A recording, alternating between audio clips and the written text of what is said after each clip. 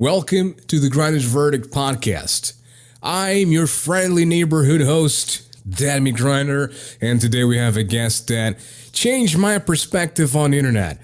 Not only that, but he pushed me from being just a bystander letting time go by into someone who actively pursues assisting those in need in this grim world of the internet. His name is Ron, and he runs a channel on YouTube called Surviving Life, which I highly recommend taking a look at because he aims to raise awareness and show you how tough and disturbing the world can be, emphasizing both the clear net and the deep web. Ron, welcome to the Grinder's Verdict podcast. It's a pleasure to have you. What's going on, man? It's a pleasure to be here, Grinder. Thank you very much. Yeah, what can I say? It's a crazy world out there, and especially when some very dark individuals start leeching onto the deep web, I feel these things need pointed out, because until I realized they were there, I never knew about them, and I always considered myself fairly queued up on what goes on online. And once you start peering into the darkness, it is a lot worse than you can possibly imagine. So yeah, thank you for having me. I really appreciate it. Yeah, because I use the internet for, well, a good amount of years now. And I've always been kind of like on the offside of things. Like, I use the web, I know what's going on. Well, I know what goes on to a certain extent, but then I never knew how much shit goes on with this fucking thing. It's like, yeah, it's insane. And we all have ideas in our head of what the topics that I cover are like, general people. But it's when you start seeing the subsections of these communities and you start hearing the things they talk about and the things that they're requesting and that they fantasize about. And it's dark, man. I mean, it is real dark, some of the stuff that you see on the deep web. And I just want to make it clear from the get-go that I've been doing this almost 5 years now, and never have I been exposed to any of the content that I'm trying to eradicate from the web. It's very easy to go on to the deep web and make sure none of the images load and things like that. So I protect myself from that. So I just want to make that clear at the start, because it's always a common question. How do you deal with seeing all this stuff? Well, I don't see it. That's because why would you want to see it? You know what I mean? So yeah, just to clear that up from the start. But once you start peering in, and once you start looking at the communities and the forums and how they interact with each other, and just how, a fishing community or a bushcraft community all have their little subsections of people, these communities also have their subsections. And it's just when you start passively learning their culture and the things that they say and how they interact, it becomes easier to spot them, for sure. But it plays with your mind, man. Plays with your mind. I agree. And I also noticed that your channel, and as you said, has been around for like 5 years. 5 years, man. What exactly made you start your channel back then? Oh, prepping. It was all about prepping for me back then. Was hooked on a channel called Funky Prepper, a UK guy who, to be honest with you, the prepping is something that back then I was into for years before YouTube. And then when it went super mainstream and people were showcasing it, and then the community started growing on YouTube, I thought, I really want to be part of that. So started doing my outdoor camping and my prepping videos and all that kind of stuff. And it was the first time where I joined a subcategory of anywhere on the internet, and there was no negative energy. It was all just positive. So it was unique in that sense. And I was hooked. It wasn't about the views. It was about the community and meeting people and interacting and all the rest of it. But that's what started me was the prepping and the bushcraft community. And, it's still something that I'm in to this day. I'm still prepping. I'm still camping. I'm still doing all that. It's, still a part of my life. When did you have the idea to make the deep web videos? Yeah. And what exactly made you start the deep web videos? Okay. So about 4.5 years ago, the first big wave of deep web videos really hit YouTube in a massive way. There were some big channels, and I just got interested. And as a parent, when the pink meth scandal started blowing up and people started learning about the revenge porn and the blackmail hackers and all this kind of stuff, that was when I was like, Jesus, like I'm a big, I need to see if this is true for myself kind of guy. And that's what sort of drew me to it, was no, it can't be this bad. It can't be this bad. That's what I thought in my head. I never believed any of the creepypastas, like this whole, I logged on to a website and then came home and there was like a note left for me on my computer from a guy from the deep web. I mean, they're great stories. They're great myths, but come on. So I never bought into any of that. And yeah, I mean, that's what got me onto it, was the people making the videos and the worries that this was actually a reality, and wanting to go and just see for myself, because it was so terrifying that someone could log into my daughter's phone or her PC, film her coming out the shower or getting changed for school or something like this, and then use that to further, blackmail or sextort her into producing more pornographic images and content. That was terrifying. So I did a video years ago where I'm sitting just ranting about this, about pink meth and about how terrifying it is and all the rest. And that was really the catalyst that got me onto the deep web. And then when I seen everything that was going on, and then it snowballed into the myths and legends of the red rooms, and then this all sort of timed perfectly with the ISIS red room with the Syrian soldiers that was going on at the time. And there was just so much, and it sucked me in. It sucked me in hard, and I'd done a couple of series of videos, and then it was a weird moment in my YouTube life where I felt like I was abandoning my old audience to try and pursue a new audience. And you feel weird, when you've been clawing away to get a couple of thousand subscribers. You don't want to alienate people, Yeah, but it had to be done. And as time went on, I did less and less deep web stuff, and then I took a year off from YouTube. And really, it's only been the last sort of year, I would say, where I've been really back and looking at the content and going, how can I make this not garbage? Because when you've got like 700 videos and, nobody's really interested, and you want to start taking it more seriously, you've got to sort of start looking at where you can make cost-effective improvements. So that's what I started to do, and that's where it kind of snowballed to where we are now, really. Well, actually, I'll continue my rant for just one more minute. There was another YouTuber called Chills who used one of my deep web videos from 4 years ago in a video that he done, top 10 scariest deep web videos, and one of them was mine. And that's what really gave me the traction at the end of last year. It was a few extra thousand subs, and I thought, you know what? Let's go back and let's just hit the deep web hard. And that's what I did. And the rest is just snowballing into where we're at now, really. Sorry, that was a bit of a rant. I do apologize. No, not at all. By all means, man. Just like you told me multiple times during your live stream, you're the guest here, so yeah.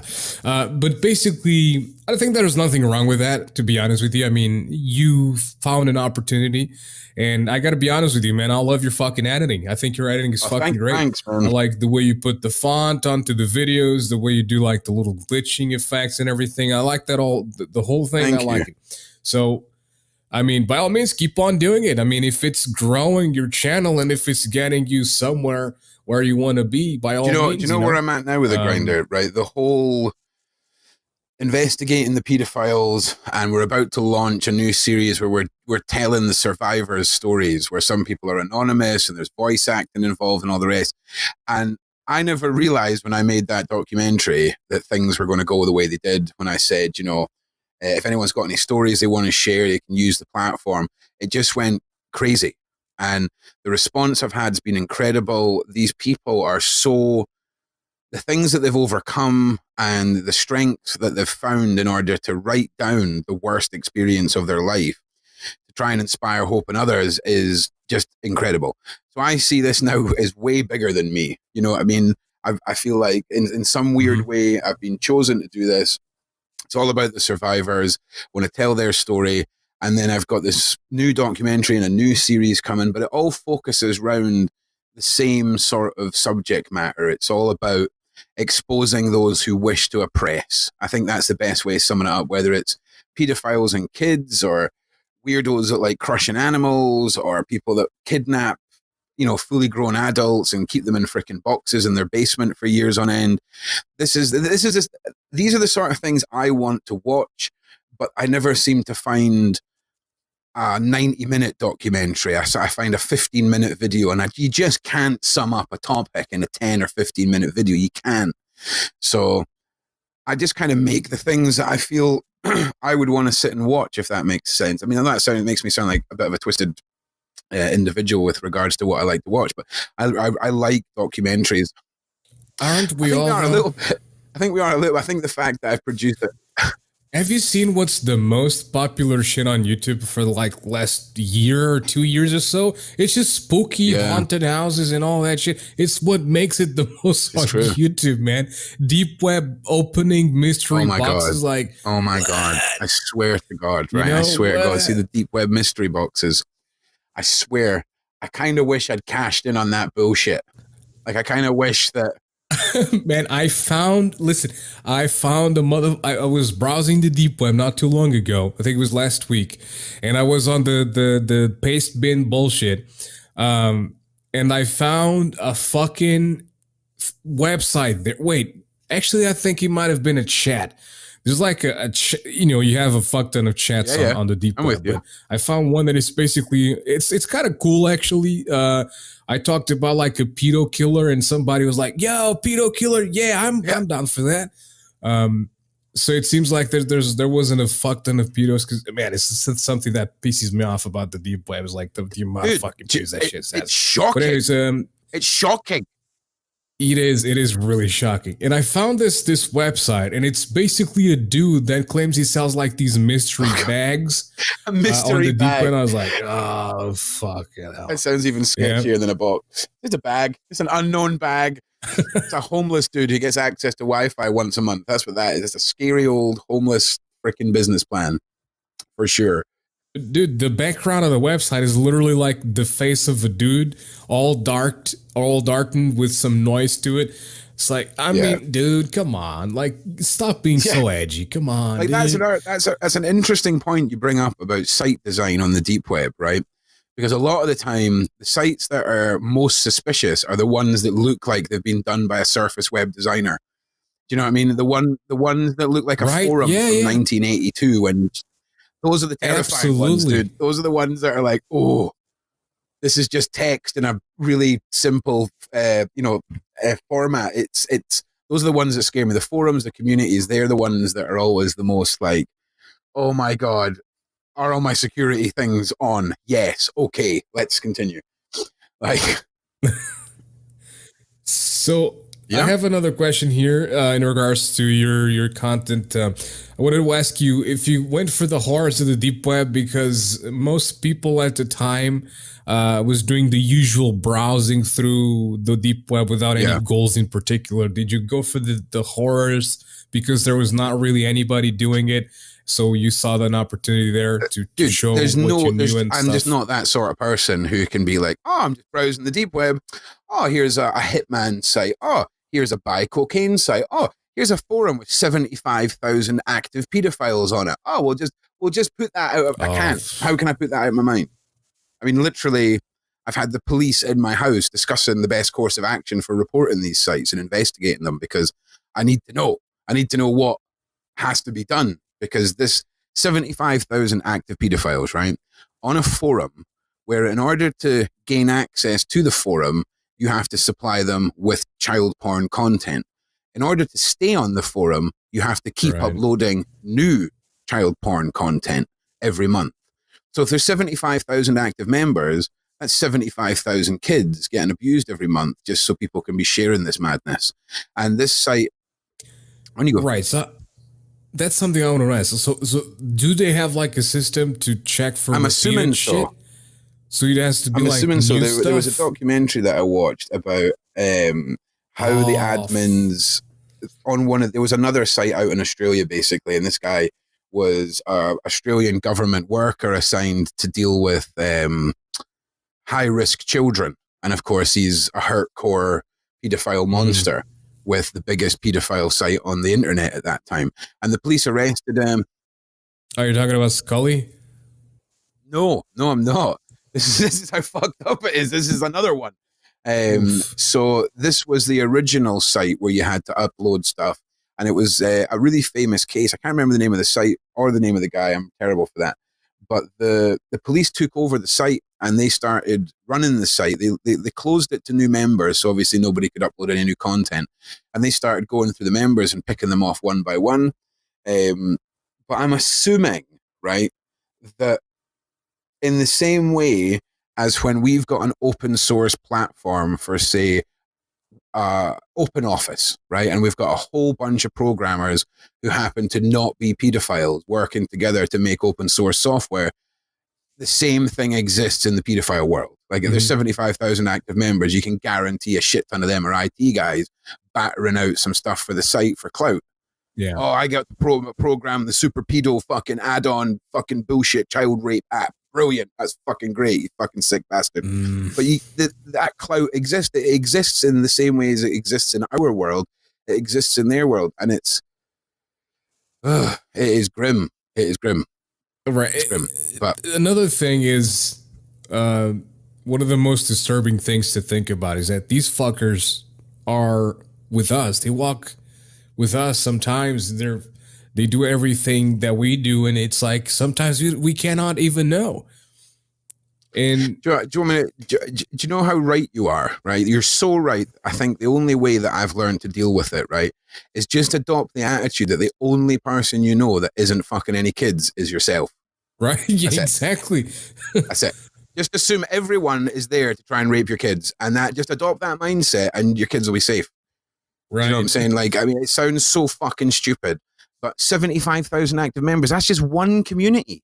That's just one community, you know? And we're talking policemen, school teachers, every form of high level, mid level, low level religious person, freaking the paper boy, maybe not the paper boy, but the milkman, you know, just assume they're all banging kids, and then you'll be closer to on par with just assuming the world's a nice place. And listen, hey, the world is a nice place. I'm just saying there's just a lot of fucking evil bastards out there that absolutely. I don't know what's wrong with it, Mel. I really don't. Think I have a sort of a solution. Like, the thing I would do is I would create an organization. You know how you have all these organizations that basically just spend their time on Facebook? I would create an organization that would actually step in. And what I would do is basically I would get a clearance and licenses and legitimize or whatever the fuck it's said. But I would make everything legit, licensed, cleared from the government, from the World Organization, everything. Okay, it would be the most legitimate fucking organization in the goddamn world. And then what would happen is I would train, not me, but I would hire people that would train specific individuals willingly to join and sign up for this. And then we would train them to be pedo killers. And this wouldn't be your typical vigilante hooded guy who just wants to be, you know, probably try to redeem themselves from some bullshit they did. This would be like a legit organization, okay? And then this would go two ways, in my opinion. One, you just get them all, or two, which is my most clear opinion on this, because you just can't get them all. They're just going to keep coming. But two, you scare them so fucking much that they just don't reveal anything. They don't do anything. It's like the problem is right. What you'll do is the ones that you scare, they'll just move to an RC. Right. That's the first thing, right? Oh no, this is a world thing, man. This is not just here. You just want to tag them. You just go, you fucking kids. Yep. All right, come here. Tag. You're tagged. You're done. No, dead. Immediately. Oh, dead. Yeah. Okay. Yeah. That works too. But on a practical point of view, right? See if every single person that hated pedophiles, right, put their heads together and actually tried to come up with a practical fucking solution, right? We might fucking get somewhere, right? But people get so caught up in the emotion of like basically anything less than murder is, I feel like, I'm a bad person for suggesting anything less than that. Do you know what I mean? Hey, if we could just do a Thanos finger snap, right, and everyone the fuck kids just vaporized, that'd be brilliant. That's kind of what this organization would do, but in a different way. Oh no, I mean like in Thanos, never making a mistake, no fucking like, you know, misfires or fucking dodgy information. Then yeah, I'm down with that. But my fucking God, could you imagine the shitstorm of false accusations by crazy bitches trying to kill their exes or crazy guys trying to kill their exes that you'd have to shift through? I mean, that's something I thought of when I had this idea, because when I have ideas, they just come out of my ass, but then I actually put some thought into them. I'm the same. So I actually, you know, obviously you can't just go off on a killing spree with anybody. Hey, that guy's a pedophile. Kill him. You know, you can't do this, right? So it's got to be something more of, it's got to be, you know, the bureaucracies and all that shit. You got to go through some investigation first. You can't just go off killing everybody that's considered a pedophile by someone else. Because as you just said, some crazy bitch, hey, I don't like that guy, killed him. You know, so yeah, we can't have none of that. So, but I mean, I like psychology a lot. What do you think goes through these people's minds? Do you think, like, I think it's sort of like an experience from the past when they were growing up, or if they were abused, or if they were touched, or something like that. You know, I used to think that too. I used to think that when you think about pedophiles, you just think about, what turned them into this? And that's what I used to think. I have literally interviewed pedophiles who feel like they're doing nothing wrong. If a 12-year-old girl or a 13-year-old girl comes on to them and they just let it happen. Like, they feel like they have never came onto a girl. They've just let them all come to them. That conversation, by the way, did not go the way I thought it would. Like, I did not expect a pedophile to turn around and be like, yeah, so basically young teenage women just gravitate to me and I just let it happen. And it's just like, what in the actual fuck? Like, you don't expect someone to talk so casually. You don't expect them to talk so nonchalantly. And the reason that I find it interesting, either interviewing active pedophiles or pedophiles that have never been caught but are trying to not offend or whatever, right? Bullshit. Is because as a normal person, you and I only really see pedophiles on the TV, right? And it's either in police custody or it's after they've left prison and it's like a follow-up story on how good it is that they're not fucking kids anymore, right? But it's almost like they're in a position where they have to incite guilt. They have to show that they've changed. They have, regardless of how they feel on the inside, they can't talk freely because they're on fucking national television. You know what I'm saying? Whereas when you're talking to one of these fucking people on an encrypted chat network on the deep web or through talks or whatever, and they can speak freely, it's a totally different fucking animal that you're listening to, because there's no guilt. There's no incarceration. There's nothing. There's just a predator on the loose talking casually about his fucking hunting experiences. And it's fucked.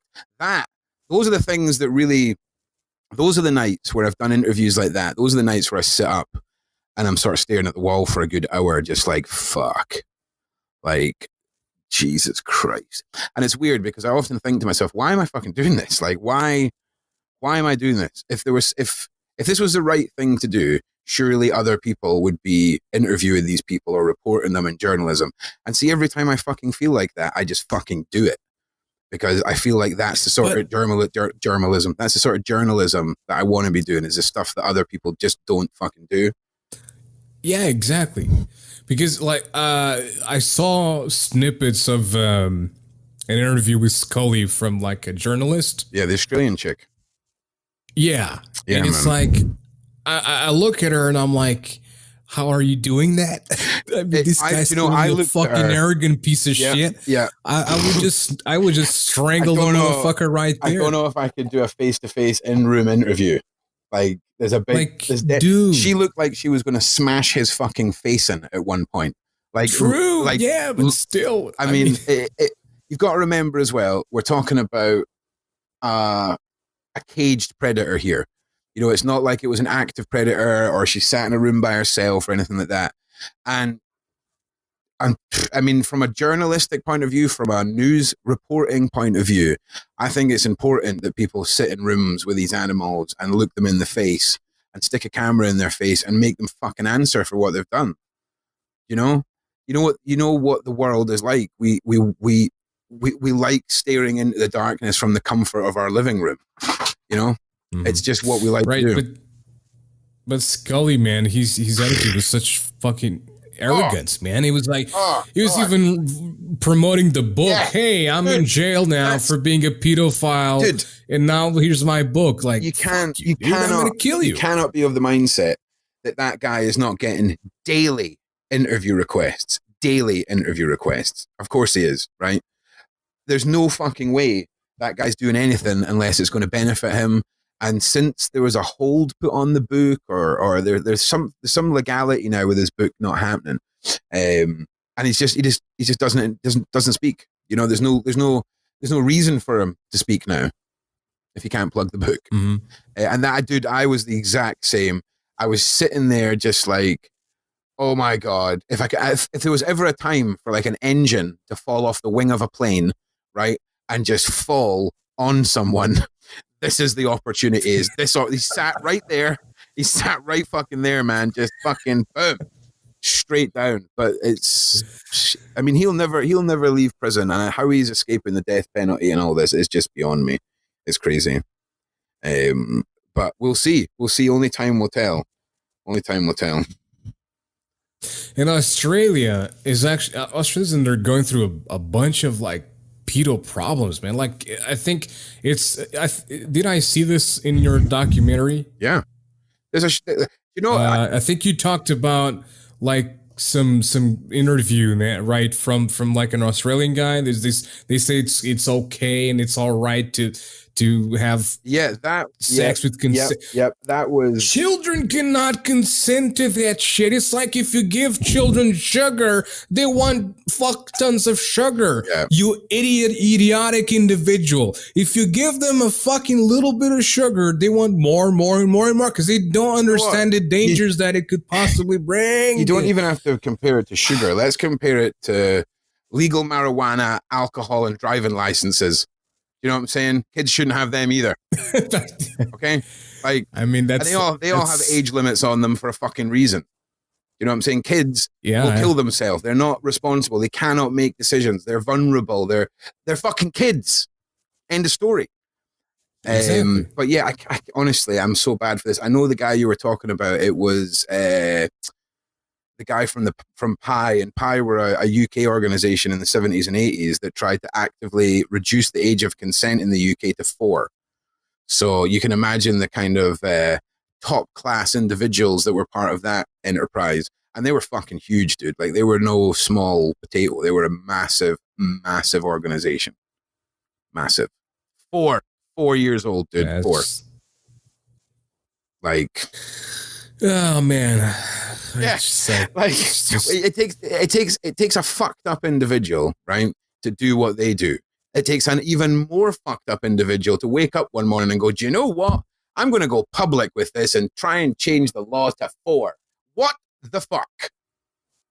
That is batshit crazy madness. I mean, what? Sorry, mate. You're trying to what? You trying to change it to 4? I mean, why someone didn't just stick a biro through the guy's eye right there and then in the council office, just wallop. I mean, that's why I do this on the internet. Like, I'll be honest with you. There's just, I don't know how I would act. I just don't know how I would be able to, I just don't know. I don't know how I would act. And you keep all images hidden, no cameras, no nothing for that sort of stuff. It's like, it's just text, right? For talking to the pedos on the deep web, yeah, it's all just text, man.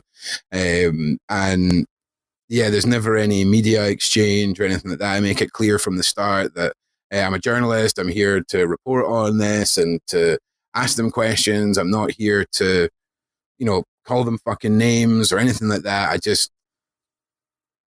I don't even know how to sum up why I'm there. I always just say it's for a documentary. It's for a documentary. But I feel the more information I can gather that's come from an unfiltered, unbiased, active child predator, the better I understand and prepare and equip myself mentally for their tactics, if that makes sense. I think what you do, what you're doing, is good because it's kind of it brings awareness to the people that maybe don't really deal with any individual like this, and maybe they don't even know that these individuals are out there amongst us and living with us and working with us, and they have no fucking idea. I mean, the case of Carl Harold, right? The motherfucker was praised amongst the computer world because he was a programmer and he had his own YouTube channel and whatnot. Turns out the motherfucker was, doing child production or child pornography with his own fucking kid who was a baby still, and with others. And we had a fucking accomplice and everything. And eventually it was found out. And then everybody was like, no, I can't believe this individual did this. Which is exactly kind of going for a segue here. But it's I feel so nauseated when people say that Maddie's parents could never do anything to the kid. And it's how naive do you have to be to not understand that parents are sometimes pieces of shit. It's like people when I talk to them about 9/11 and I'm like, listen, there's probably more to that story. I'm not saying, right, it was George Bush. I'm just saying it probably wasn't like 5 dudes in a cave in Afghanistan, right? So we need to question some stuff, right? It's the same fucking circle of people that believe Madeleine McCann's parents are telling the truth. Yeah. Okay, I mean, I'm not being funny, but sometimes I get a little bit envious of just how fucking naive some people are, right? And I'm just like, man, to be that fucking ignorant to everything that's going on and just wake up every morning and worry about normal shit. Exactly. You know what I mean? Normal shit, like what you're going to do this weekend, or, just, I don't even know, because it's been that fucking long since I did normal shit. It's so weird. I mean, I don't wish that, but there's moments where I'm just like, oh man, see if I could just Men in Black flash pen myself, right? That pen in Men in Black that erases the memory. Like sometimes I just think to myself how much easier it would be to just live my life with my head up my ass, like I consider a lot of people that do. And that's another reason why I edit the way that I do.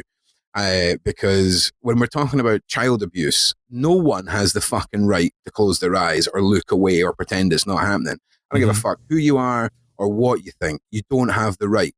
And that's why I edit things in such a way that it's difficult to avoid the reality, and I like it when I get DMs from people that say, it took me fucking 3 days to watch your last documentary because I kept getting rage fits, or there was parts that really upset me. And that's what it's meant to do. It's meant to stick with you after you've watched it. It's not meant to be something you watch and then you wake up the next day and you've forgotten about it. It stays with you. And I always feel a little sense of pride when someone tells me that it's taken them a couple of days to watch something, because that's how it should be. It should be difficult. It should be hard to hear, hard to watch, hard to understand and grasp. Once you've seen a father sit down and talk to his 6-year-old daughter about their sex life together, it's like, right, okay, yeah, the world's completely fucked. And no one, once they see that, it's when I seen that for the first time, that bit of video footage, it was the first time that my thought went to the place, not just about the acts of a pedophile, but the conversations of a pedophile. Like, we don't think about the conversations that go on. I mean, who the fuck would want it? Nobody. But now I've seen that, and it's like, fuck, these conversations fucking take place, and it's crazy, because why would we think about that as normal people? We wouldn't consider it. The main fucking act that they do is the fucking worst of the worst in our head, but there's so much more that these fucking poor kids go through. It is off the chart mind games, and it is manipulation at the highest fucking levels when you've got a father who's convinced their daughter at 6 years old that it's all right for them to be fucking each other. It's fucked. Yeah. Even that every time you say that, I literally have zero answers. I just don't know how to reply to that, man. Dude, I know. Believe me. And when I interviewed that pedophile the last time, he was telling me about when he was married, first of all, and he used to sexually abuse his 5-year-old daughter. His fantasy or his end game was to wait until she was old enough to impregnate her so they could have a baby together. And she's now 22 and still comes over and fucking sucks his dick. Like, this is the craziness of it all. This is how the conversation didn't go the way that I went, because I felt like this guy was living like the pedo fucking life. You know? It was like, this fucking guy is talking so nonchalant about this. His fucking daughter comes around and does that. It is just like, what the actual fuck? You know, the pedophile. And there goes a woman who could be a great woman and with issues probably for the rest of her life. Dude, of course she's got issues. Who doesn't know if she's not a pedo herself, right? I actually asked him that. I actually asked him if she was a pedophile, and apparently she isn't. But she's still not up for having a baby with her dad. So, yeah, fucking crazy, dude. I mean, there's pedophiles. Then you've got the pedophile family. We are talking about men who are actively seeking women, who are actively seeking men to get together to have a baby for the guy to then impregnate or to use the kid amongst pedophile circles. I mean, this is a normal thing for them. This is just like, yeah, you found that the little page with a bunch of tickets or whatever. Yeah, that was exactly it. But the guy that I interviewed, that was his plan. That's his end game, is to try and have a pedophile family. And it's fucking insane. And why would you think that was a thing unless you decided to go on the deep web and fucking nose around? And, you know, you think to yourself, why? I just wanted to make camping videos. Do you know what I mean? I have a suggestion for that individual and a possible pedophile female. So do I. Just go down to the train tracks, right? And I'm going to play a little game called Listen for the Train, okay?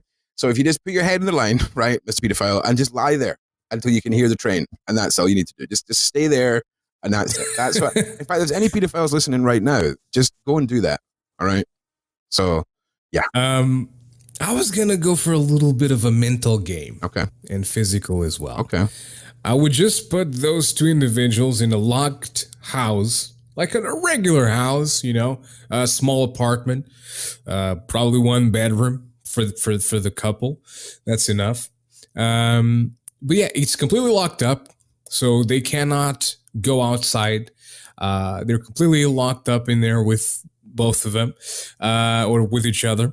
And so basically people will bring them things like the police or whatever's in charge of taking care of them. But yeah, it'll have a little trap door or whatever it's called, you know, for them to just have food and stuff. Okay, yeah. And whenever, if there's ever a kid coming out of her, it's taken immediately from them. So, and that's how they live their lives until they die.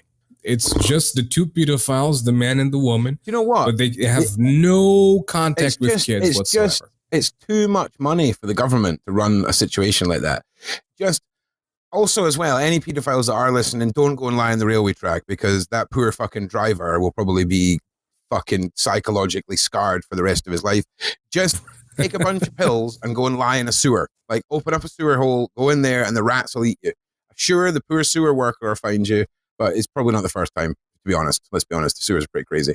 Or just reach out to me. I have a bunch of woods up nearby. Oh my God. Like, there's just so many of them. And like, for me, you know, I've got a huge community of people that like to come up with some creative ways as to what they would do with pedophiles, or any abusers, really. I mean, it's fascinating, some of the things that we come up with, but it's just it's such a massive fucking issue, and I really don't know where to begin with it. I mean, I'm exposing stuff, but you know, is it really having an impact? I hope the awareness and people that who didn't know the true extent of it all are certainly getting something from it. But it's so hard to feel like you're having an impact, if I'm being honest, because these sites are like the story of the snake, where you cut the snake's head off and then it grows two more heads. You know what I mean? It's just exactly what it's like. That's a really good point. So, first of all, I have to say, I think you're having an impact because, again, as I mentioned in the introduction, I didn't really care about this before watching your videos and your stuff. And only then I started, you mentioned Academy Awareness. I joined Academy Awareness and I've been in the Discord and reporting YouTube channels and stuff like that. So clearly that's got to be an impact. Well, that's of good. some sort. Yeah, that's awesome. And there's a lot of channels and whatnot that have been brought down because of Academy Awareness. So in regards to what was the second point you made? Oh Jesus, asking me to remember stuff. That's it. I think we have the same problem, right? But anyways, so I think it's a good thing that you're doing, and it's all right. I remembered what I was going to talk about: the YouTube deal, the YouTube and the ClearNet deal. Not too long ago, like a few days ago, I was on the Academy Awareness, just having a chat with Reaps and oh and my the people god, there. yeah, Reaps. And we decided to go on Reaps will ruin the internet for you, man. He will ruin the internet in about 5 minutes for you. Like anyone who wants to test how fucked up the surface web is, just join my Discord and send Reaps a message and say, "Can you ruin the surface web for me?" And in about 30 seconds, he will show you shit. Like, you'll find stuff on YouTube, right? You'll just be sitting there having your morning coffee, and all of a sudden it's ding, ding, ding, ding, ding, ding, ding, ding, ding, ding, ding, and it's Reaps posting screenshots of like 12 live feeds that he's found on YouTube of like young kids who are now being groomed in their comment section. And he's, I imagine Reaps is sitting with like 6 arms and 4 keyboards and 12 monitors, just like. But the stuff that this guy does and the stuff that his team at Exposing Exploitation, they are on point with how to find these creepy motherfuckers. And I don't mean necessarily on the deep web. I mean the ones that are sat right in front of your face, or worse of all, in front of your kid's face. Yep. Omegle, on Snapchat, on freaking Instagram, everywhere. In fact, just pick an app. They've found some fucking pedos on it. But yeah, sorry to interrupt you, man. But man, Reaps YouTube is just he's on point. I mean, YouTube is just you have the bored rabbit holes.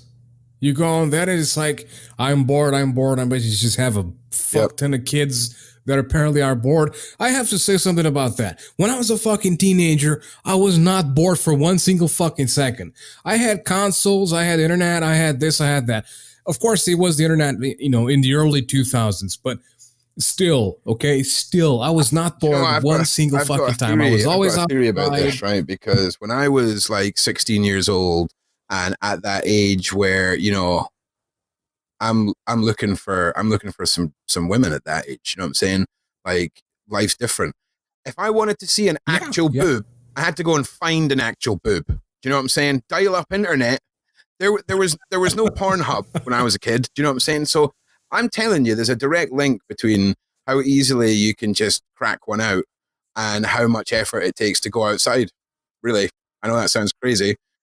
True, but I think it's also because these kids nowadays have so many fucking options that they just get confused and they have no idea what to do. And that's why they're always bored. I mean, we didn't have many options. We still used dial-up connections. So, I mean, I played World of Warcraft, but I could play World of Warcraft on a limited little thing. I couldn't just play World of Warcraft whatever time I wanted. Like I say, I think I've got an extra 10 years on you.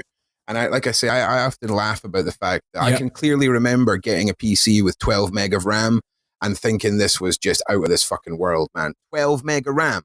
Like, that was like spaceship shit back then, man. 12 meg and dial-up internet. Do you know what I mean? It was crazy. AOL would send you a CD through the post like fucking every other week. Crazy. It's crazy. Different times, man. It's different internet times. It's crazy. The phone. Yeah, we didn't have AOL, but all the companies, the ISP companies providing DSL service here in Portugal, all of them sent Yeah. those CDs as well. They would come with magazines or sometimes just It's crazy, man. randomly. Do you have any idea how much It's much money it would cost to send a And CD every week to everyone in Portugal? Yeah. Like, that's fucking crazy, dude. Absolutely, yeah. Especially in this fucking town, this little town lost in the middle of nowhere There's in the center a of the shop in country. Edinburgh. And then you would have to contact them so that you could set up everything, and then they would send you the pack it was with crazy. the dial-up modem. And dude, this was, man, of course they have. Times have changed. Dude, I remember having a pager and thinking I was in the future. Like a pager. Like the pager days. Like, I don't even know if you were a part of the pager days, but I had a pager. It was fucking baseball. They were not a thing. Now, here, it was no. clearly when they'd figured out how to make text messages, but just hadn't thought about implicating them in the limited cell phones that were out at the point. So you'd phone the pager and it would be a woman on the phone and be like, hello, pager service. And you would just say your message and it would just beep on the pager. It was a beautiful time, man. It was a simpler time. If you wanted music, you had to go and buy it on a plastic disc. You know, it was simpler times, man. But hey, it's unfortunate that the technology and the options we have as a human race, right? 90% of the things that scientists come up with, microchips in you and all the rest of it, these are good ideas. They're all fantastic ideas. It's just unfortunate that the people that implicate them are fucking lunatics and cannot be trusted at all. You know what I mean? And that's the sad thing. That's the sad thing about humanity is we're always going to be run and led by an illusion, because I think we all know deep down inside that the people that say they're making decisions for the world, I don't really feel that they are. There's too many people out there just fucking kids, too many politicians, too many world elites. There's too many large groups that have too much secrecy to them. And it's just, if you ask me, as a race, I think we've fucked ourselves past resolution. I think there's too many of us now to sit down. Could you imagine, right, in your hometown right now, how long do you think it would take for your little city or your town to come up to an agreement to change the color of the paint that they use for putting the lines on the roads? Yeah, an insignificant fucking decision. I guarantee you it would be closer to a decade than a year, let's be honest, right? For an entire city to agree on a new color.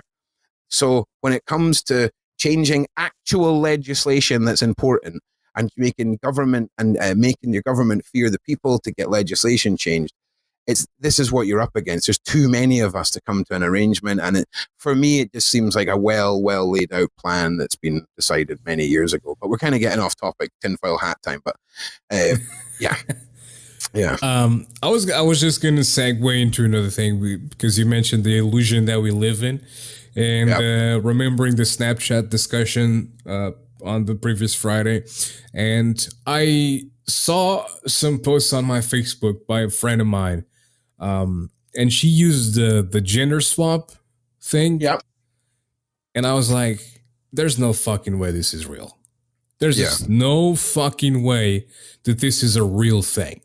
I mean, it didn't look one single bit like her. And the picture, I mean, if you make a video, it's probably noticeable. But the picture didn't look fake, man. The picture looked real. Yeah, I had the same thing. One of my community members out in America sent me an Instagram video. And I thought it was a man, right, using the baby filter. And I was like, you don't look like a baby at all. You look like your fucking self. You look like a man. And it wasn't. It was like a middle-aged woman, right, using the man app, right? The man filter. And I couldn't fucking believe it. I was like, whoa. Like, whoa. So now that we get into the gender swap and we're out of like the deep fake child porn filter realm. And now we're... Is that gone? No, it's still bouncing around. But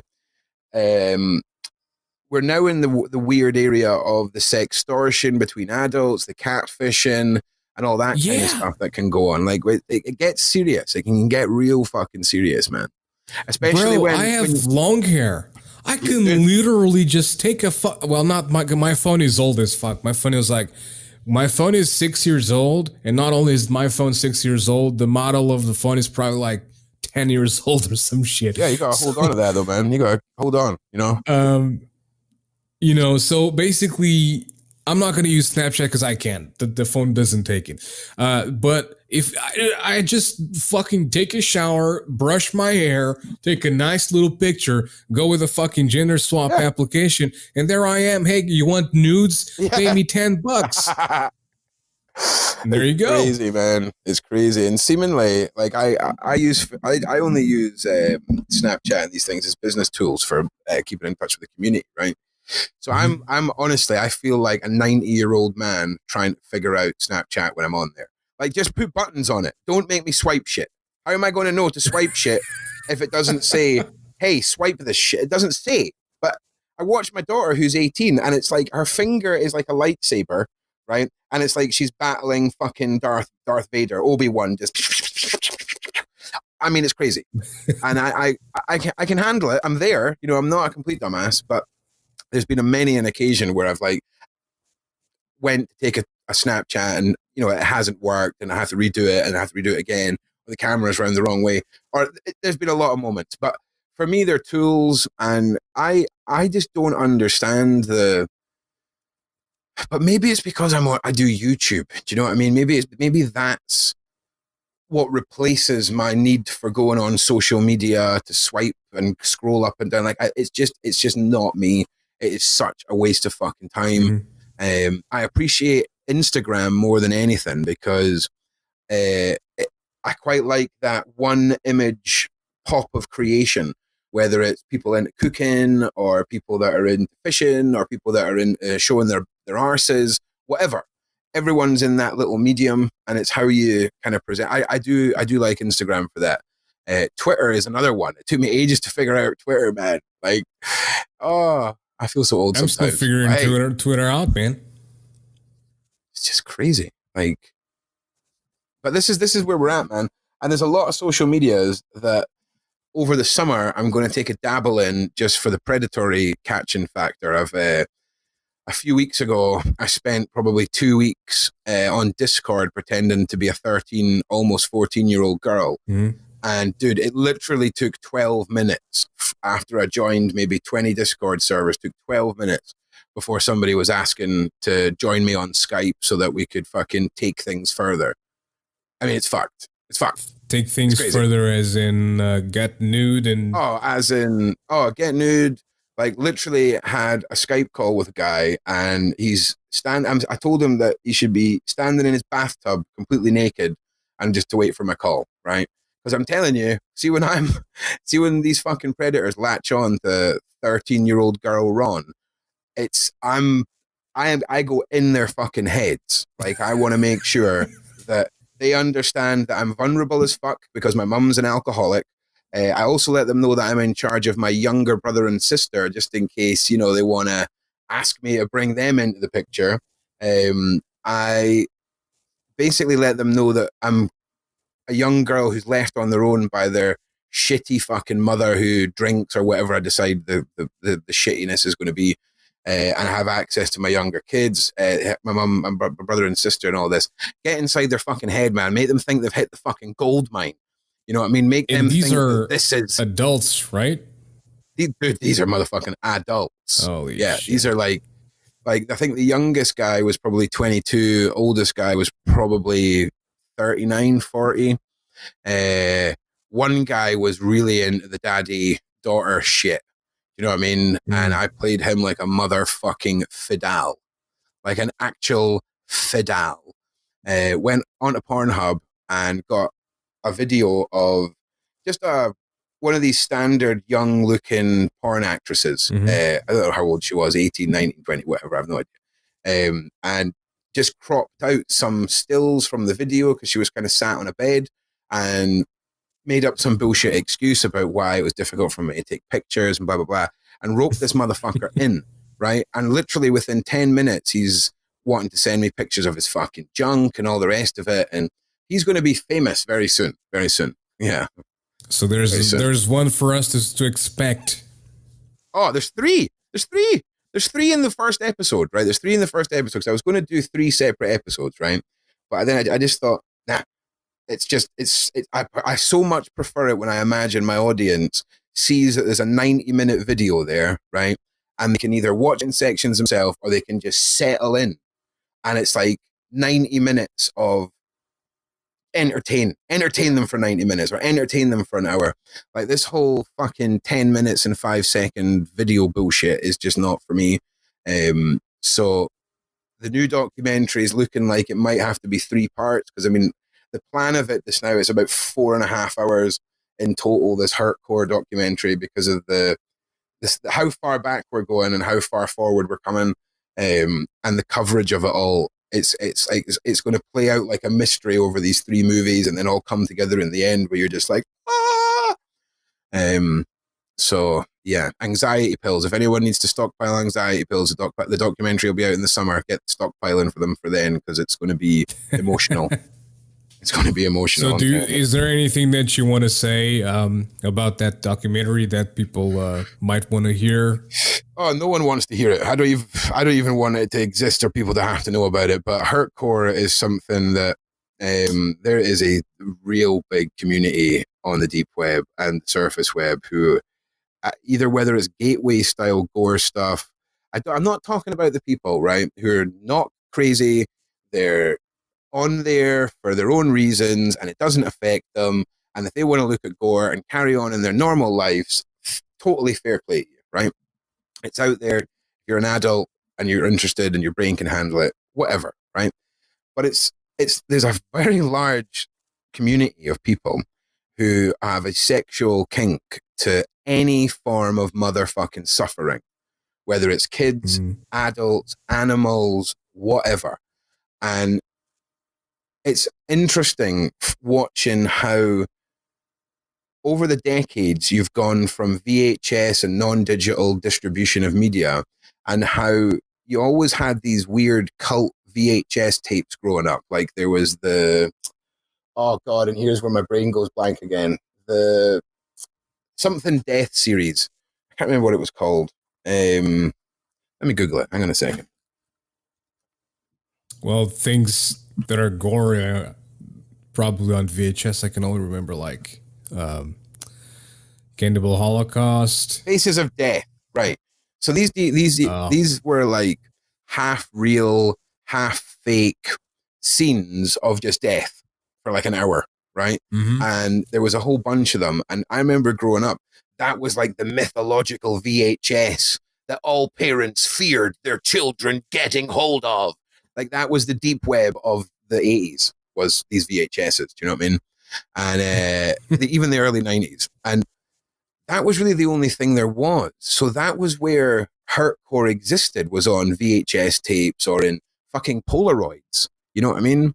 But as the media has changed and as the distribution capabilities have changed and as the want for it's changed, so is the production of it. And when you actually get to grips with what hardcore is and how many subsections there is, going from rape and brutal violence to people to literally kids being sawed in half, or animals being put in vices, and it is just,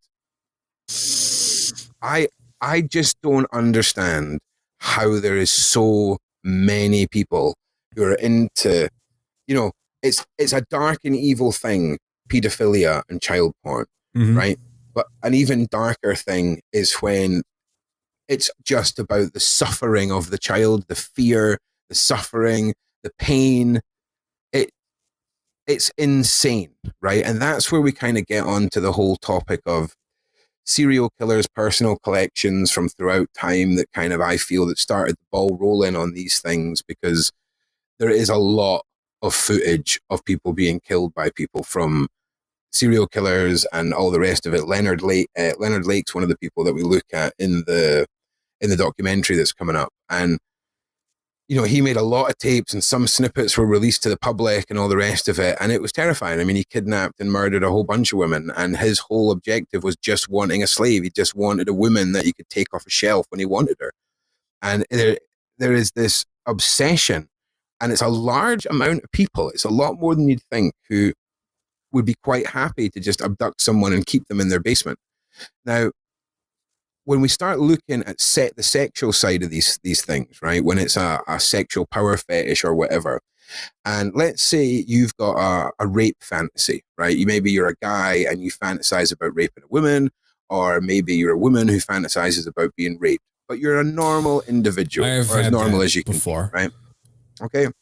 Now, let me just take you on a journey.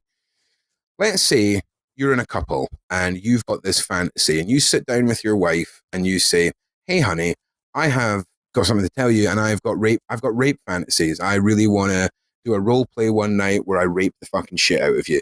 And she turns around and goes, "No problem, honey. We're consenting adults. It'll be safe. It's just it's a role play bit of fun." Mm-hmm. And they go and do that. And that guy gets to vent that kink or that impulse on his wife.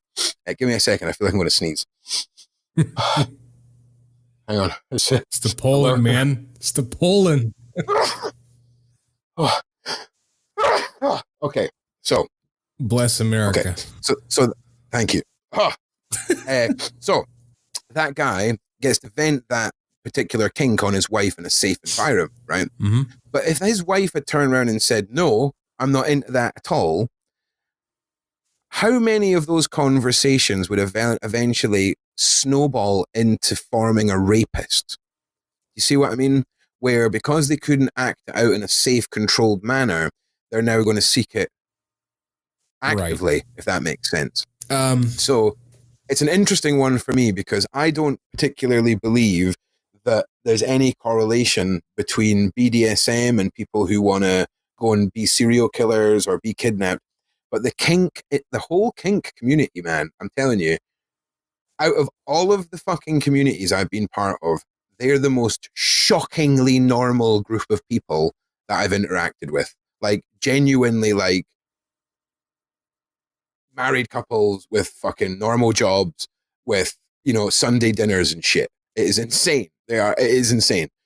I've yet to meet really any super weirdos in the kink communities. It's crazy. Yeah, that's a good point because I've had women before tell me they want to role play being raped, and I was like, yeah, what? I mean, dude, and I feel weird because I have no experience because I'm a loving guy, man. I like, I want to make them feel good. As weird as that sounds, I am a loving guy, and I like, making them feel good. So when they say like, destroy me and shit like that, and it's so fuck funny me to oblivion, I'm like, it's so funny because I know exactly where you're coming from, right? I can totally relate. I've been in relationships where girls have like that, and the first time it happens, you're just like, you've no point of reference. You've nothing to play back in your head. Let me just go to that rape fantasy part in the back. It's not there. It's just not there. So yeah, I completely agree. One thing I used was because I've always been into like the biker scene, and I don't have a bike, and I'm not a biker, but I've always been into the biker scene. And because it always interests me. Before the Sons of Anarchy bullshit, it kind of made the whole deal a little bit sort of like sugar-coated, in my opinion. But if you go on YouTube, you can find a bunch of documentaries about like the real life that it was. And so these guys were aggressive individuals back in the 60s, 70s, 80s, and they were super aggressive. So I kind of used that a little bit. But it's like, it's never, I mean, they were, apparently they were satisfied, so I'm cool with that. But yeah, it's a weird thing. But I mean, whatever, man, like if that makes them happy, by all means, I guess. Dude, it never fails to amaze me just how many kinks are. I tell people to play a game where if you just pick any word, any inanimate object, like let's say cling film, and then put the word fetish after it and just turn off your adult filter on Google and just play what isn't a fetish, not what is a fetish. How many things it's harder to find things that don't have a fetish associated to them than it is to find things that do. It's fucking insane. It's insane. There's a fetish called balloonism where people get off on balloons. What? Oh yeah. Hey, listen, consenting adults, man. Whatever keeps the people inside, not fucking kids. You want to go and jack off the balloons, I'm fucking down with that. You go and have a great time. You know what I'm saying? No, yeah, sure, but like, Dude, I don't get it. I don't get it. I don't understand people that like quiche. Okay, it's a fucking egg pie. Do you know what I'm saying? So understanding the concept of being turned on by balloons is past me. But I am not in any way taking the mickey or trying to make anyone feel silly about their kinks. We all have some crazy shit that we don't want anyone to know about. All right, for sure. We all have some mad fetish in our mind. Anyone who doesn't is either really boring or they're fucking lying. But you know, it's like people that give the furries a hard time. Okay, and I'm not talking about the percentage of furries that want to go and fuck a bunch of kids. Anyone who wants to bunch, but you can find any community in the world and say, oh, a percentage of them want to fuck a bunch of kids. If you want to dress up as a badger and your missus wants to dress up as a seagull and you want to go outside and fuck each other in the woods, who gives a fuck? Like, I don't give a fuck. Like, I really don't care. So for me, I only have an issue when crimes start being committed, if I'm being perfectly honest. Right. And but see, there you go. You made a point that it's like, but how do you know what these individuals are going for? How do you know they just want to fuck each other in the woods and just like role play as fucking animals? How do you know? How do you know that they're not looking to get closer to kids? Because like, oh, well, you can say that you can say the same thing about the guy who hosts the fucking junior choir at half the Christian churches around the world. You know, if we want to start pointing fingers at subsections, like, you're always going to have people that ruin it for the rest of them in every community. And, you know, you can't really take it any further than fucking kids as far as ruining something. Do you know what I mean? And when you have a weird group of people like pyro foxes and people that want to dress up as fucking seagulls, right? No, it's not, sorry, weird's wrong. That's not right. When you have a group of people that do that, the media, the mainstream media, as soon as one of something from a non-mainstream group does something like gets caught fucking a bunch of kids, it just goes fucking crazy because it's a guy in a fucking fox suit or a guy in a badger suit that sells newspapers, you know? And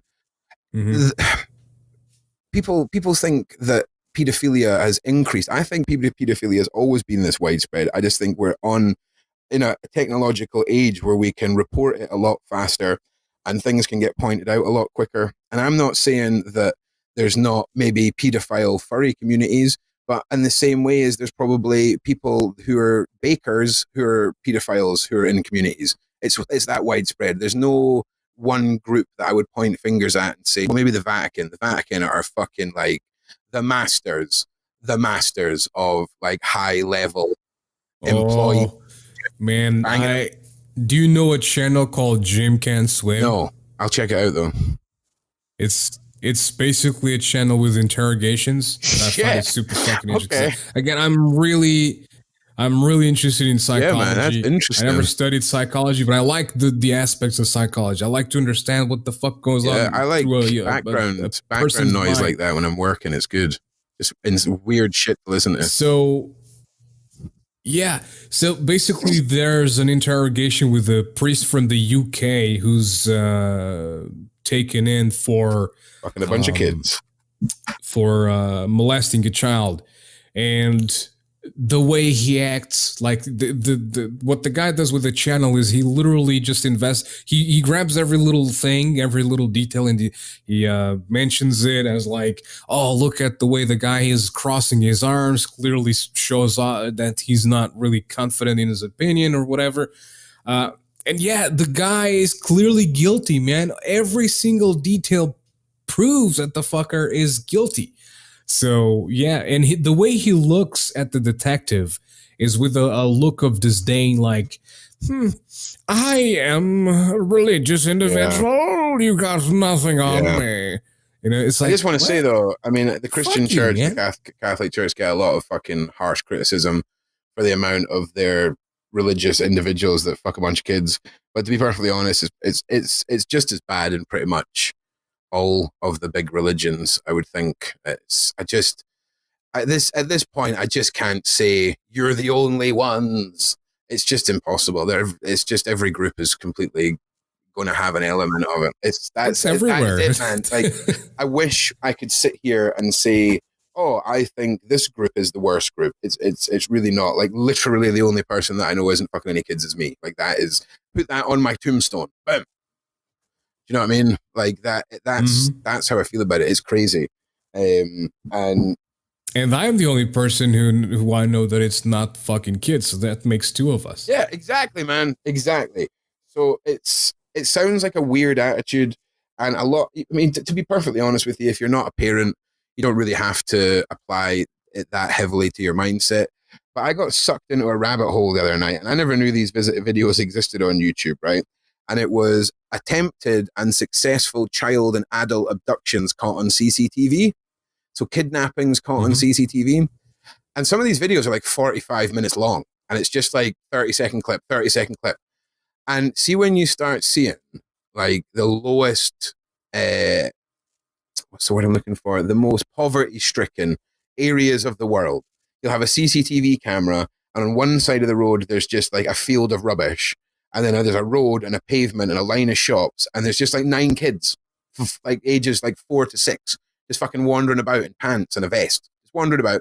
And then some woman on a moped will just drive past and just pick one up and drive off. It's like, what the fuck is going on? You know, what the actual fuck is going on? See, that's a reality that I can't imagine that, dude, man. I pretty much was raised here in this town ever since I was like 1 year old. And shit like that doesn't happen here. You know what I mean? Like this shit's so small crazy, that dude. It's, first of all, everybody knows each other. So yeah, and it's like, I mean, never have I seen anything like that. But then again, in Portugal, you did have the whole situation with the Casa Pia. I don't know if you heard about that. It was a whole group of basically an orphanage that had pedophiles taking care of that shit. People in the television business, so again, world elite fuckers. And yeah, they were pedophiles and they were taking over that shit. And yeah, I like, you could literally just spin a globe and stop on any country and they'll have the same story about an orphanage in their country. Like that, it's that common a story. The pedophile orphanage scandal.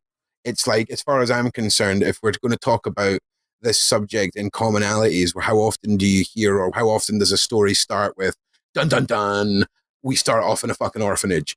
It's super common. It's fucking unbelievable.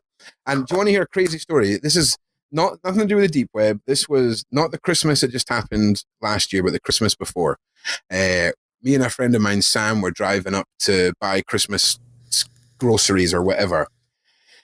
And as we're going down the street, there's this like 10-year-old boy, right, up against a wall, screaming. And I mean screaming in terror. And there's these 2 men standing in front of them. And there's people walking past and driving past. And I'm like, right, you're going to have to pull over. You're going to have to pull over. So I made him pull the car over. At the time, I had a GoPro that I took everywhere, a little GoPro Hero. So I've turned that on and I've just fucking opened the door and ran across to these 2 guys. And I'm like, what the fuck is going on? What the fuck is going on? Filming them. And they've turned around to me and they're like, listen, we're actually staff from an orphanage down the road. He's a high-risk child who's escaped from the orphanage. And this kid is like, no, they're pedophiles. They're trying to abduct me. Blah, blah, blah, blah. And by this time, because what tends to happen is once one person gets involved, it's like the dance floor mentality. No one's dancing, but once one person goes on the dance floor, everyone's on the dance floor. So obviously, once I'm standing there shouting at these 2 guys, and there's this kid screaming, everyone started stopping their cars. And there was this huge lorry. And I mean, this fucking huge lorry in a one-way street just stopped. And I made these guys show me their IDs, and people are starting to crowd and all the rest of it. And they're like, we're going to have to take him back because, I mean, this kid would escape from this orphanage, they were saying, and they would just go on rampages around the area. And I physically walked the entire way behind these 2 guys, all the way back to the orphanage. I made them get me a manager. I made them prove that they were employees through the manager, all the rest of it. I filmed the whole fucking thing. But nobody else had fucking stopped, man. I mean, I watched 4 people walk past this screaming child and did nothing. Nothing. And I just wonder how many times kids have been screaming and it hasn't turned out to be an escaped kid from a fucking orphanage with 2 workers behind them, or how many times people have been told that it is workers and they've not followed the people back. I was absolutely shitting my pants, right? And the guy in the big lorry went and done the most ridiculous illegal turn and followed me down this one-way street at like 10 miles an hour because it was such a tight squeeze to make sure I was okay. But I was shitting myself, man. I was shitting myself. I filmed the whole thing, and it was the first time I was ever thankful for having a set of house keys in my pocket, and it was full on like 1980s like teenage girl anti-rape keys between the fingers tactics. You know what I mean? But it all turned out to be real. You know, the kid was sadly in an orphanage. It was sadly Christmas time. And that really fucked me up, man. That really fucked me up for a while. Just seeing how distressed this little boy was. And he obviously had problems. Obviously, he hadn't had an easy life.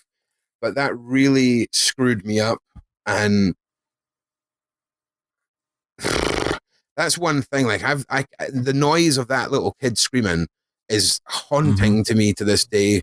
And you know, I've watched a couple of documentaries about Afghanistan and stuff, and they've played little sound bites, even just a couple of seconds of sound bites of the beheading videos and things like this. And you know, I'm that fucking pissed me off because like I'm just not into that stuff. The noises, like even in my documentaries, if I'm going to showcase a gore video, right? I'm going to showcase a gore video. I'm looking for headers like super fast explosion death. You know what I mean? Not slow chainsaw massacre. Do you know what I'm saying? Like if I'm going to showcase a video, it's going to be over in half a second, and that poor bastard in the video didn't know what happened. Just vapor. You know what I mean? That I can mentally deal with that. But noises and prolonging shit and it just being a human being taking power over another human being, to me, it is just, I can't deal with that. I can't deal with having to, the thought of looking into a video and looking into someone's eyes and seeing the fear and the desperation. It's too much. That's what gets me, man. That's what gets me. It's too much. Too much, dude. Like the gore and shit, I'm desensitized to, like, I don't care about that. But the fear, the fear in their eyes is what gets me. Like literally. Dude.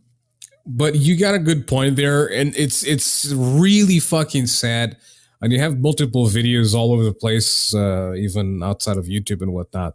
But you have multiple videos showing off that people don't give a fuck about other people, man. It's just like, it's really fucking sad because sometimes, or some fucking day, imagine you go down the street and you have whatever, man, something happens to you and you just can't move or some shit. You're like laying there and just like, people just pass by and like, he's probably looking for attention or whatever the fuck. It's like, so fucking messed up, man. And you're so right. You are so right. People are just too quick to detach from empathy. You know, for some reason, it's more important that they get to where they're going on time than it is to make sure another human being is not going to die. And you're right. There is a lack of empathy, and there's a lot of people that would just walk by. But you're talking to somebody who can't walk past a bee on the pavement if it's in distress. Like, I got to pick that bee up. I got to keep it warm. I got to take it home and give it some sugar water if I've got to. Like, I've tried to walk past the bees. I've tried. I've thought, this bee, I'm just going to walk past it. I get about 6 feet, and the guilt is just too much. I've got to go back for the bee, and it doesn't matter where I'm going. I got to take this fucker with me now. So, you know, it's weird. The concept of that just doesn't. It's not, I just couldn't fathom seeing someone in distress and not being able to do something about it. Yeah. You know, I just, it's so foreign. You know, I feel like, remember the fucking YouTube bullshit when, with the whole, like, homeless people and whatnot, when fucking, I believe it started with a good intention, with the intention of like, we're going to help a homeless person, so might as well just make a video and maybe we make some money in the process. And they started seeing that it was making so many views, like millions of views and whatnot, in such a short amount of time because everybody was sharing the fucking videos all over the place. You saw a video of somebody helping a poor homeless person. There it goes on Facebook. There it goes on all over the YouTubes and whatnot. The reality is, I'm willing to say like 85 to 90% of these fuckers who are helping homeless people were just doing it for the fucking views. No, 100% of them. I'm trying to be positive. 100% of them, man. This is YouTube, yo. Like, do you remember the story of the woman who gave the homeless guy her last $20, and then she got home because she'd ran out of petrol in a bad area, and the homeless guy gave her his last money so she could go and get gas, and then she started a GoFundMe, and it went viral, and she raised like $200,000 to change this homeless guy's life, and blah blah blah. And basically, here goes $5. Yeah, no, like literally, it's about 2 or 3 years since this all happened. There's been multiple court cases, and the whole thing was just a fake business ploy by the 3 people to get a shit ton of money. The whole thing. Oh, was fake. So the homeless guy wasn't even homeless. Homeless guy wasn't even fucking homeless. Oh, and, man. now you don't super quote me on this, but Google it, and I'm pretty sure I'm spot on. But yeah, it's just. It's so upsetting because I was so on board with that story. I was just like, fuck yeah, homeless guy, giving this fucking woman who broke down in a bad area the last $20. And then she's like, fuck yeah, homeless guy, let's start a GoFundMe for you. And then that went amazing. And then they were like, well, do you know what we're going to do? We'll buy a house for him, and then we'll work it out with the bank and the accountant so that he's set for life. And he gets, rather than him just going and just giving a crack binge for 6 weeks, he would have a life and be sorted. So that was the whole thing. And it was just like, oh my God, when was the last time the internet made you feel that good? Charlie Bit My Finger was probably the last time. And that was like fucking, 10 years ago. So it was awesome. And then to find out that they screwed over the homeless guy, and then to find out that the homeless guy wasn't really homeless.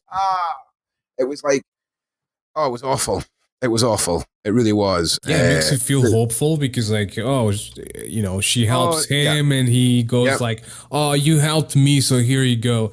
And it's like completely shit. Oh no. Oh no. Oh well, we've been fucked again. Cheers, internet, you fucking dick. Yeah. Like it does my fucking head in, man. And it's kind of made me really bitter. Like, my missus will come running over with some amazing video on Facebook of something amazing happening, and I'll just debunk it in about 5 seconds. And she's like, you are the worst. And I'm like, I'm so sorry. It's the same with magicians. It's the same with magicians. It's the same with videos on Facebook, like heartwarming shit. I'm just like, yeah, I would agree with you. That's a good video if it wasn't completely staged or fake. Yeah, I am so fucking much like that as well. It's unreal. It's like H3H3 on YouTube just did a video called Instagram versus Reality, where he looked at heavily edited Instagram pictures of models or YouTubers or influencers or whatever, and then photographs from the same day that picture was taken,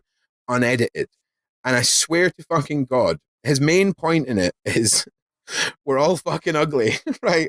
Not these girls are ugly. We're all fucking ugly.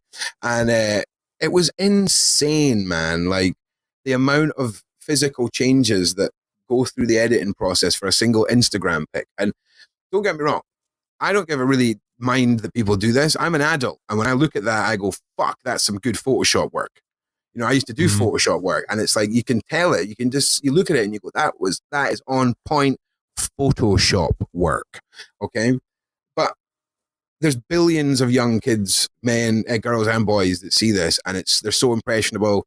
And that's where it becomes a sad problem for me, because it fucks kids up. It really does. This belief that this is an achievable look, it's crazy, and it's sad. That's one of the things that make me the most pissed off on YouTube, man. It's most of these fucking kids doing these live streams and shit. They're like, they want money. They fucking want money, man. Who doesn't want money in 2019, man? Everybody has phones. Everybody has computers. Everybody has laptops. Everybody has tablets. Everybody has fucking cars. Everybody has this. Everybody has that. There's a gadget for taking a piss out in the middle of the street and turning it into water. There's a gadget for going to the moon and coming. Whatever, dude. Drugs are super popular, like weed and shit like that. All the fucking trap kids do weed, so all the kids want to do weed as well. Man, it's fucking it's pure fucking lunacy. And these kids want a little bit of that as well, man, because the parents probably work a 9 to 5, both of them. They have no time for the kid to educate the kid properly. When parents no money. It's, when parents turn around to me and they're like, "Oh my God, the influencer, the people that influence my 11-year-old kid these days, it's terrible. There's such a bad impression." And I'm like, "Who are these influencers?" And they start rattling out YouTubers, and it's not mainstream fame; it's YouTubers. And I say to them, "Why is your 11-year-old got a device for long enough to know this much about these people? Like, how much time a week is your child being babysat by a fucking screen? Like, what's the issue here?" Because while I agree with you, I think it's inevitable because they're gonna go to school and gonna have the computers for school, and it's just fucking inevitable, man. of course, And it's inevitable. even if it's not that specific kid, it's some other kid and whatever, man. It's just like, yeah, but it's sad. The problem is people who want change and adopt this attitude, it's never going to happen. Do you know what I'm saying?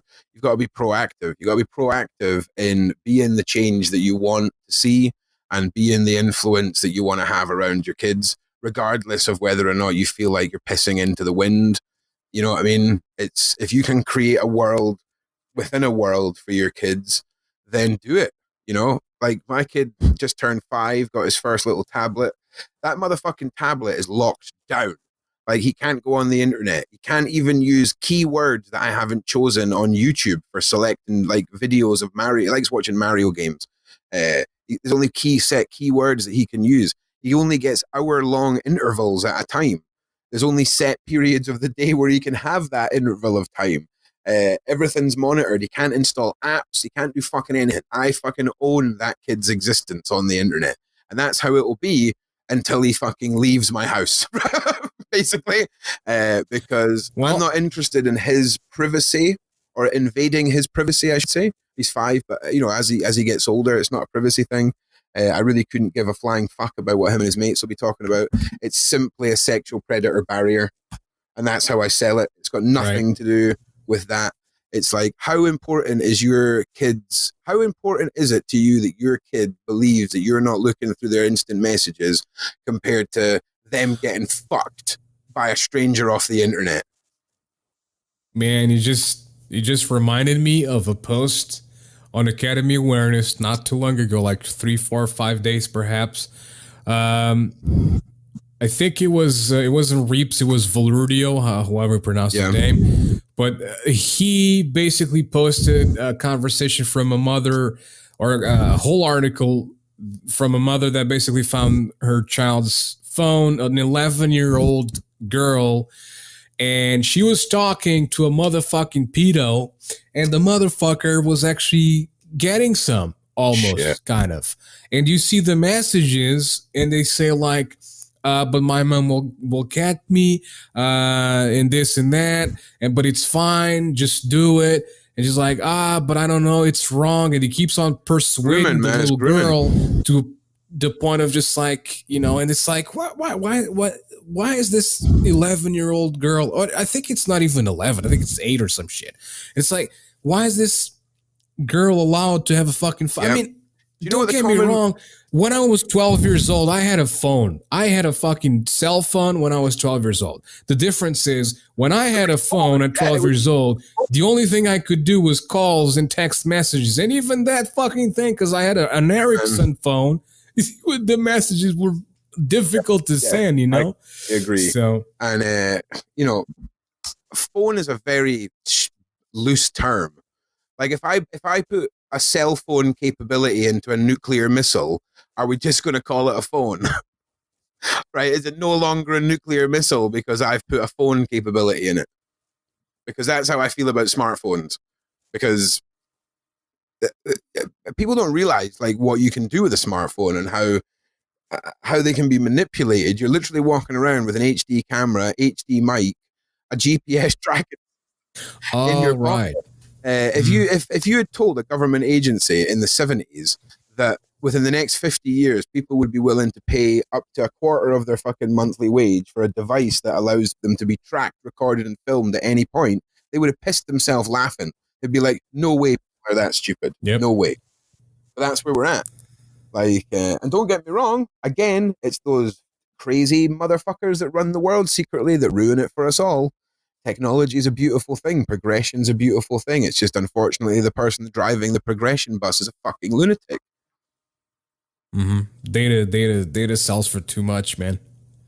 Yeah, of course it does. Information is a lot of money for information. Too much money. Of course it is. It's crazy. Information has always been power, and the more that you can categorize people and the more knowledge you have on those categories, the easier it is to control and sedate a population. And believe me, nothing gives the politicians a harder dick than a passive, easy to control population. Sit inside, gentlemen, watch YouTube, question nothing, and don't fucking question your government. That's what they want. And consume. Don't forget to consume. Whatever you do, don't stop consuming. And don't stop fearing. Fear and consumption, the cornerstones of the government. They're getting there because, I mean, look at YouTube and again, haunted houses, mystery boxes, deep web. It's so much distraction to keep you from paying attention to what's actually going on. Oh, yeah. Until you come onto my channel, right? And then it's like, yeah, all right. There's no mystery boxes here. I'm sorry, kids. No mystery boxes on my channel. There's a reason reality. You get striked, man. Yeah, there is. Fucking, they love a strike. I'm telling you though, this is a well correlated attack because you literally have to go through the video that got me my latest strike a frame at a time, and you're talking about like 1/30th of a second. There's there's an animated naked female nipple. Mm-hmm. Nipple. And striked. So I've had to make some of my content private just to make sure that the channel's safe. In fact, I feel really paranoid even talking about it. Let's just make sure I haven't got any more. So I can't really upload to my main channel for the next 10 days because the strike that I got back in February runs out on the 22nd. So once that strike runs out, I'll be back to being able to do stuff again. But hey, let's what the fuck? So something happened? Yeah, it's another freaking copyright issue, which is a first for me. So yeah, that's insane. But hey, listen, it's a correlated attack, and it is what it is. But what can you do? It's when you start getting popular and you start poking holes at communities that are trying to do illicit things, you can only expect a bit of backlash, and that's what I feel this is. So I'm just weathering the storm, shall we say. All right, so Ron, sir, won't take any more of your time. This was awesome. Loved it. Hope to do this eventually at some point when you reach 1 million subscribers on the YouTubers. Okay, should be by the end of the year. I'm sure you'll be there. Okay, I hope so. So, any last words? Promote whatever it is that you want to promote. Let people know about your second channel so that they can go there and take a look. And just coming to my main channel, Surviving Life. If you just stick it into YouTube, it's a big white S and a big white L. On the main homepage there, you'll see my second channel link. Subscribe to both channels. Check out the content. I've got my Red Rooms documentary, my Sextortion documentary. They're all there. Go check them out. And feel free to send me some DMs on Instagram. All my links are there for Twitter and Instagram as well. But yeah, come and check me out. And that'd be awesome. Thanks very much. Alrighty, so all the links will be, all the links to the channel and Twitter, I'll probably put Twitter there for the sake of it, will be in the description of the podcast or the episode. And again, Ron, thank you so much for joining me, man. It was a lovely time. And again, I hope we can do this eventually at some point. And thank you for having me in your live stream, by the way. Very welcome, and thank you for having me on your podcast. It's been awesome. Alrighty then. So, thank you very much for listening, everybody. And I'll see you guys on the next Tuesday. Bye-bye.